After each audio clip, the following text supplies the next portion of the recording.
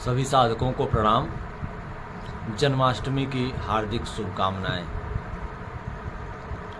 जन्माष्टमी के इस अवसर पर जब भी हम लोग कोई कार्यक्रम करते थे या आज भी जब करते हैं तो मेरा सबसे एक निवेदन रहता है कि आप लोग भगवान कृष्ण से संबंधित कोई न कोई एक दिव्य कथा जो आपको अच्छी लगती हो उसे सुनाएं। मैं सबसे निवेदन करता हूँ कि आप लोग भी कोई न कोई कथा सुनाएं। जो लोग भगवान कृष्ण की कथाओं में रुचि लेते हैं वे लोग कोई न कोई अद्भुत कथा हम लोगों के सामने प्रस्तुत करते रहे हैं विगत वर्षों में, और मैं भी कभी न कभी आप लोगों को कुछ न कुछ सुनाता रहता हूँ। इस बार अब इस वीडियो के माध्यम से आप लोगों को वही पुरानी कथा सुनाने जा रहा हूँ। जब भी भगवान कृष्ण को माखन चोर कहा जाता है तो मन में एक भाव आता है कि हमारे इष्ट देव, हमारे प्रभु, हमारे पूज्य, हमारे लिए जो आदरणीय हैं उनके लिए चोर शब्द का प्रयोग होता है। क्या ये उचित है? हम लोग उन्हें माखन चोर कहते हैं। तो इस पर एक बार चर्चा हो रही थी आश्रम में।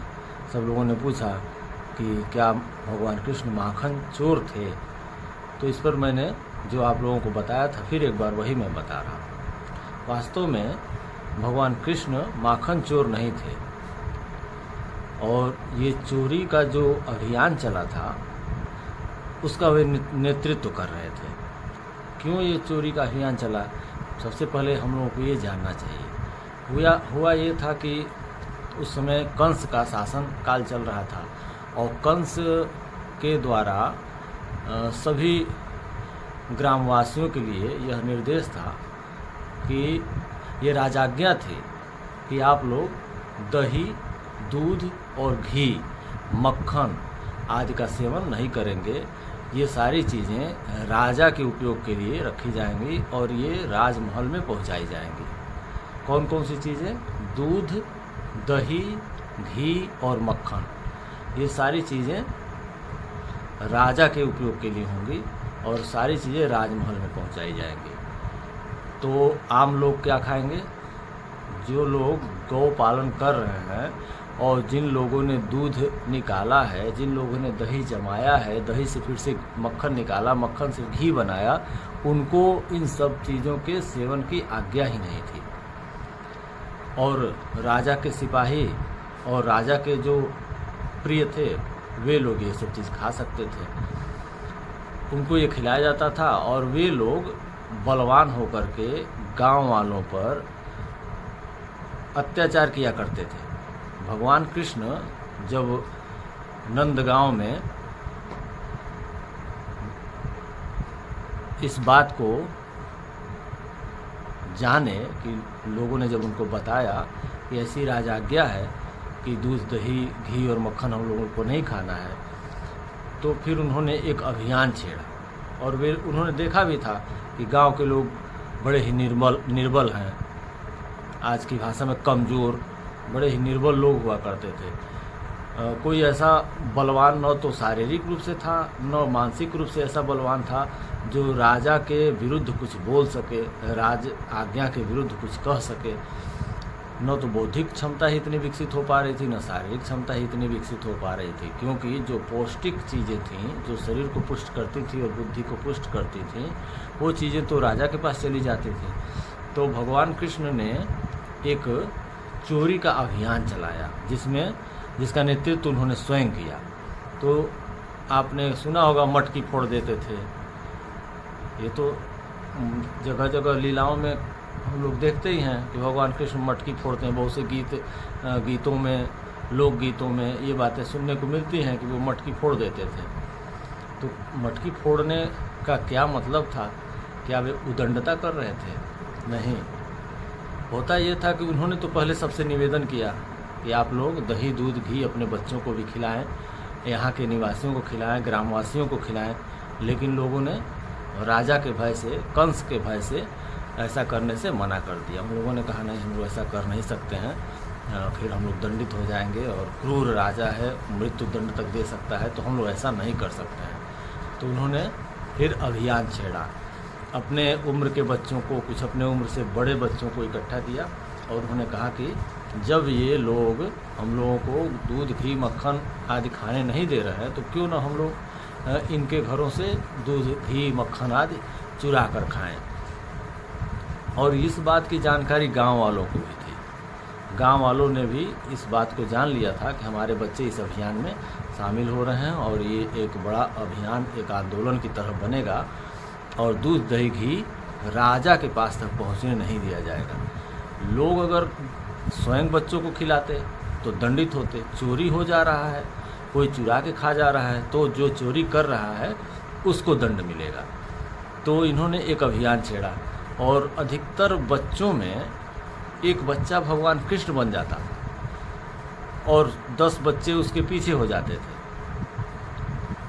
फिर गांव-गांव में हल्ला हुआ कि एक वहाँ पर कृष्ण नाम का बालक है, मोर मुकुट लगाता है और बच्चों के साथ दूध दही ये घी आदि मक्खन को खा जाते थे लोग, घी आदि का सेवन कर जाते थे लोग, लेकिन दही और जो अन्य दूध आदि जो मटके में भर करके गांव वाले ले जाते थे राजा के पास, तो उनको रास्ते में ये लोग फोड़ दिया करते थे ताकि वो राजा के पास तक पहुंचने ही न पाए। ये उनकी उदंडता नहीं थी, राजा के विरुद्ध विद्रोह था और जनता को पोषित करने का एक आंदोलन था। जनता इस चीज़ को खाए और पुष्ट हो, ये उनका अभियान था, न कि दूध दही के मटके को फोड़ना उनका कोई काम था। तो ये जब स्वयं तो गांव वाले दे नहीं सकते थे, तो भगवान कृष्ण अपने साथियों से ये कार्य करवाते थे। सभी रास्तों पर इनके लोग बैठे रहते थे, ये बच्चे कंकड़ पत्थर लेके बैठे रहते थे और जो कोई भी दूध दही घी आदि मटके में भर करके और मथुरा की तरफ जो लोग भी निकलते थे उनके मटके को ये लोग फोड़ देते थे, वहाँ तक पहुँचने नहीं देते थे। वहाँ बस सूचना पहुँचती थी कि हम लोग लेकर आ रहे थे, रास्ते में कृष्ण नाम के एक बालक ने उदंडतापूर्ण तरीके से हमारे साथ व्यवहार किया और उसने हमारा मटका फोड़ दिया। ऊंचे से ऊंचे जगहों पे लोग बांधने लगे। फिर राजा आज्ञा आया कि थोड़ी ऊंचाई पे बांधो, बच्चे हैं तो कैसे पा जाएंगे। ऊंची ऊंची जगहों पे लोग दूध दही और राज व्यवस्था के अंतर्गत लोग बांधने लगे थे, ऊंची जगहों पे रखने लगे थे ताकि बच्चों को मिल ना पाए। फिर बच्चों ने बड़ा ग्रुप बना करके, और ये महाराष्ट्र वगैरह में तो आप देखते ही हैं मटकी फोड़ने का एक वो लीला लोग करते हैं।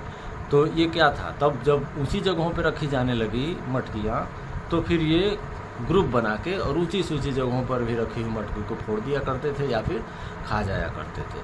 और इस तरह से उन्होंने गांव वालों को पुष्ट किया, गांव वालों को स्वस्थ बनाया और फिर जाकर तब कंस के विरुद्ध, राजा के विरुद्ध एक आंदोलन छिड़ा और फिर वो क्रूर शासन व्यवस्था को उन लोगों ने भंग करने में, उस व्यवस्था को बदलने में महत्वपूर्ण योगदान किया और वो व्यवस्था बदली भी।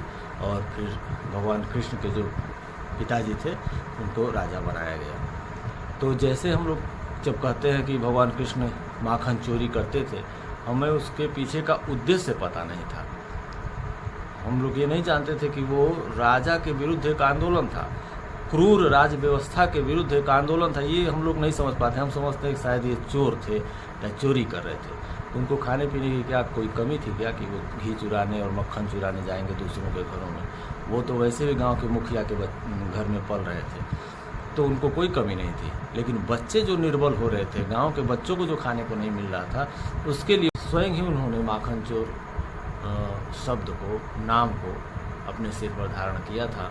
इसलिए उस माखन चोर को हम प्रणाम करते हैं, भगवान कृष्ण को प्रणाम करते हैं, ऐसे वृंदावन बिहारी को प्रणाम करते हैं।